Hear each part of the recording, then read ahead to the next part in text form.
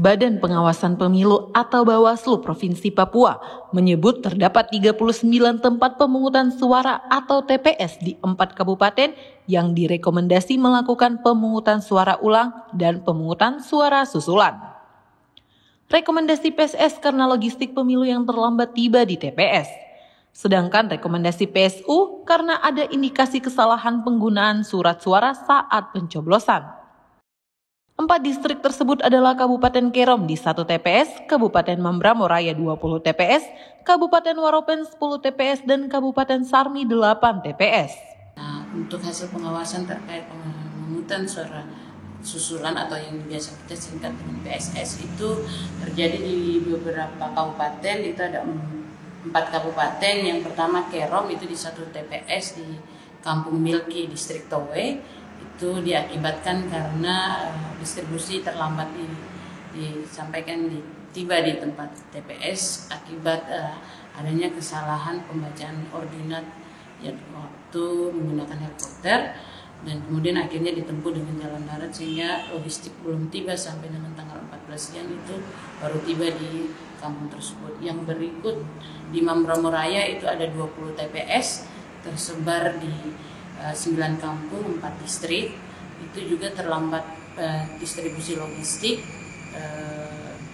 untuk alasan transportasi, sehingga tidak bisa dilaksanakan tanggal 14 Februari. Lalu di Waropen juga demikian, itu ada 10 TPS di distrik Kirihi yang tidak bisa melaksanakan pemungutan suara di tanggal 14. Nah, juga di Sarmi itu ada 8 TPS yang juga tidak bisa melaksanakan pemungutan suara di tanggal 14 akibat terkendala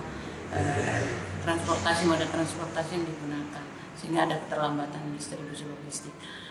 Kesemuanya itu sudah dikeluarkan rekomendasi oleh Bawaslu Panwas distrik terkait di kabupaten masing-masing, dan hasil rekomendasi itu direkom untuk dilaksanakan tanggal 15 Februari.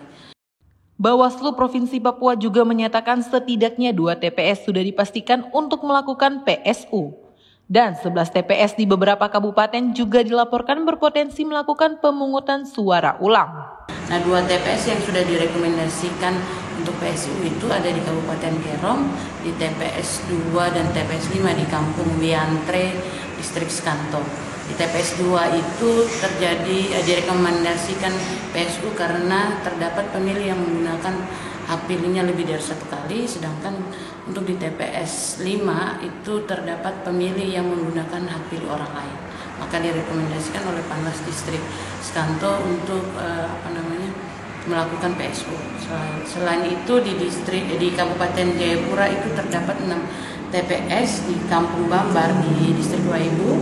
Itu pelanggaran yang dilakukan ada potensi PSU, yaitu berupa KPPS bersama saksi dan penyelenggara PTPS itu bersepakat untuk mencoblos surat suara sisa, sehingga itu berpotensi akan dilakukan pemungutan suara ulang. Rekomnya belum sedang diproses untuk tetapi ini ada potensi untuk PSU.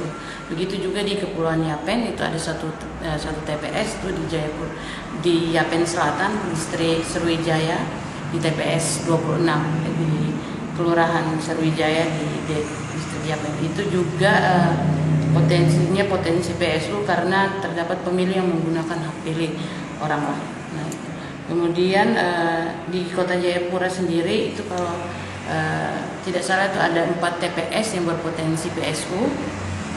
Yang pertama itu ada di TPS 11 Tanjung Ria, Jayapura Utara, itu terdapat terindikasi melaksanakan pemungutan suara dengan sistem noken. Ada pembagi-bagian suara bagi calon-calon baik di tingkat RI maupun sampai di kabupaten di kota.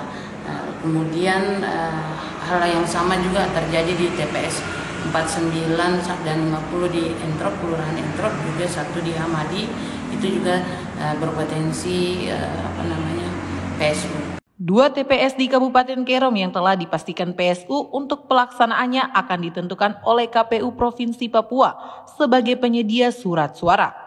Pelaksanaan PSU dapat dilakukan 10 hari setelah diajukannya rekomendasi PSU oleh Panwas tingkat distrik atau Pandis. Kemarin kita sudah menyerahkan kepada PPD Pasangan Kantor dan juga KPU untuk menentukan jadwal kapan akan melaksanakan PSU di 2 TPS ini.